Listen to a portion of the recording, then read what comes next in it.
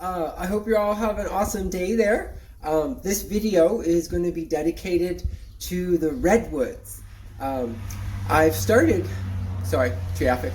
I started a bunch of redwood trees from seeds that I ordered off of Etsy, and I'm so happy to share with you the results. Okay, so come out with me in the garden and I'll show you. So I got a Dawn redwood. Well, maybe let's wait till we're at the plants. It'll be easier to explain. And I'll flip the camera for a second so you can see what I'm looking at. Okay, so in all of these Tupperware containers, so if you see my foot there, I got a lot of, these are all Dawn redwoods. And there's probably about 30 or 40 in each container. So I got lots of Dawn redwoods here. Dawn redwood's super awesome tree. They have it at one of the local parks here near Windsor, Ontario. It's called Jackson Park, and there's three Dawn redwoods that are huge, like that tree over there. And like, oh, super love that tree, and it can grow here. So I know it does well because I'm in a zone 7 in Ontario, so pretty far south in like Windsor area. But so these are all the Dawn redwoods. Sorry, not all, because this is the Dawn redwood too, and so is this one. And then here, can you tell it looks different? So Dawn redwood, and this one is coastal redwood, which the main difference between the two is if you look at the leaves, coastal redwood has alternate leaves. See how they're alternating? Whereas the Dawn redwood is opposite. So very easy to distinguish the two. And they're related. They're both redwoods. So of course they look alike. And then there is the giant sequoia, which is actually, ironically, the smallest of the bunch. So it doesn't grow the quickest. But yeah, sequoia, that's from like Yosemite National Park. Love that. I went on a trip there with Tristan, and we actually got a cone from General Sherman, which I thought was so awesome. These actually aren't seeds from General Sherman. I couldn't get any seeds to come out of the cone, and I didn't want to like damage the cone by like tearing it into pieces. I wanted to keep it more as a souvenir or keepsake.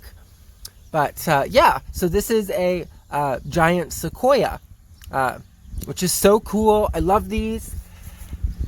And this one here is another, these two actually are the coastal redwoods, which is the same as this one, but they're not growing very fast. These are all the same age. Like I planted all of these at the same time, and these ones actually a little bit later. So, but yeah, they're doing really awesome.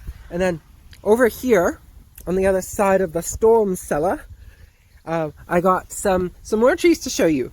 These ones are called Cupressus cashmeriana, and of all of the trees, so all the ones that are like over there can grow here.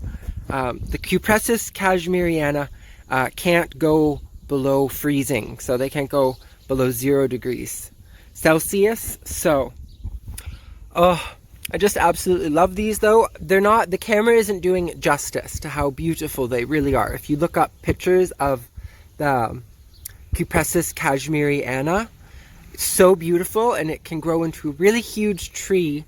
I'm going to keep them in pots and just have them be like little bonsai trees, and they become glauca as they mature. So a little less green, a little more blue. And it's kind of funny because right behind here I actually have a little volunteer seedling that I'm going to have to dig up because it can't stay in the ground here. It's actually like, so pardon, that's the watering hose there. And this is all clovers that I left on purpose because it'll help to, they nitrify the soil, the nitrogen fixation. So it'll actually help to make the soil healthier, and eventually I'll pull them, but I thought it looked a cute little patch of clovers around the tree here. And this is a, did you guess what it was yet? This is a wild juniper. So, and you can see they look very similar. But the juniper and the cashmeriana, they'll differentiate and start to look a lot more different as they mature. Very similarly to like when creatures are in the womb, when they're like a little fetus, they all look very similar until they mature. So here I also have more of the coastal redwoods. Super pretty. And yeah, this is the sequoia. So cool. It's like, and it's so neat because it's supposed to be able to grow into like the world's largest organism. So that's so cool. But yeah, I hope you all have an awesome day. Thanks for watching. And I'm gonna get to the soil to make them next, like the soil they prefer. Okay, sorry about that. It's because I had a mail arrive back there, and I was in the middle of babbling on and on. So that's why I got all shy. I wanted to cut the video there.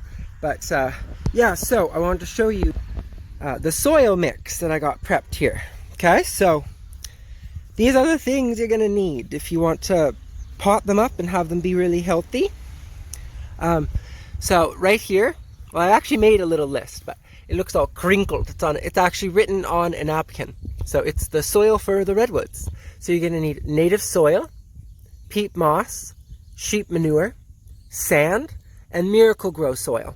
So I'm gonna go through them now. I got all the containers because I'm gonna upsize the containers. All the ones down there, they need to be repotted and put in some bigger pots. I'm not potting them all up all at once, but I figure I would do one of each of the species that I mentioned to you there, and the largest of the ones. So here we have the native soil, which is very, very clay.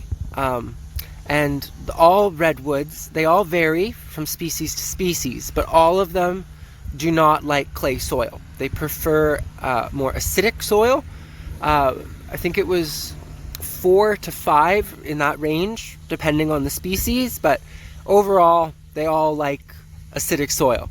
So take one container of the native clay soil, if you have clay soil, and mix it with another container of peat moss. So what that is going to do is, peat moss is really, really acidic, so it'll help to neutralize it and bring the pH level down. Peat moss doesn't have any nutritional value in it, so it really doesn't add any, NPK for the plants, like nitrogen, phosphorus, potassium. So that's why we add in the sheep manure, as well as the Miracle Grow soil, which has a little bit of, I think, like slow release fertilizers. This is actually the kind I'm using, if you're curious as to the kind. This is the sheep manure I'm using.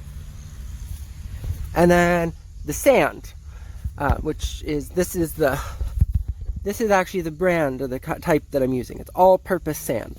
And you want to make sure that if it's this Quickcrete brand, that you check that it's not going to turn into concrete on you, okay? So like it's for a sandbox or something. So, and then you got the sand, which is to give it really good drainage, because the coastal redwoods, almost no matter, I think, any of their locations, they really, really like drainage because they tend to grow up on like mountains or on slopes and hillsides. They like places that have drainage. They don't want to be in a swamp. So take the 5 containers and then mix them. And I got my wheelbarrow here. I was just letting some water drain out of it there because it rained last night. So yeah, so I'm gonna go mix these soils and pot all those beautiful, beautiful redwoods up, and then I will keep you posted, and I'll let you know how they're doing in a couple months from now. Yeah, I hope you all are having a wonderful, awesome day or night, and I'll end on a cool, beautiful plant note. This is a Glauca Blue Haven juniper. So beautiful, love it. And then this is a Nootka, a Cupressus nootkatensis, or just Nootka for short, which is so beautiful. And I got another one of those Glauca ones here, flanking the left and the right, which I just think that is such a beautiful view. Eh? Isn't that pretty? Ah, a spider. Just kidding.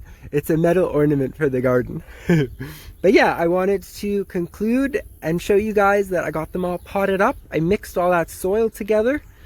And so yeah, we got the Dawn Redwood, the Coastal Redwood, the Giant Sequoia, and the Cupressus cashmeriana. So beautiful, and I hope they do really well in their new pots. Subscribe for more, and let me know if you've grown these before and you have any like tips or tricks on how to get them to do well in the garden, as per either the soil or lighting conditions, water regimens, stuff like that. Let me know. I'm novice at this. I'm new. I've never really grown these before, but yeah, wish me luck. Thanks. Bye.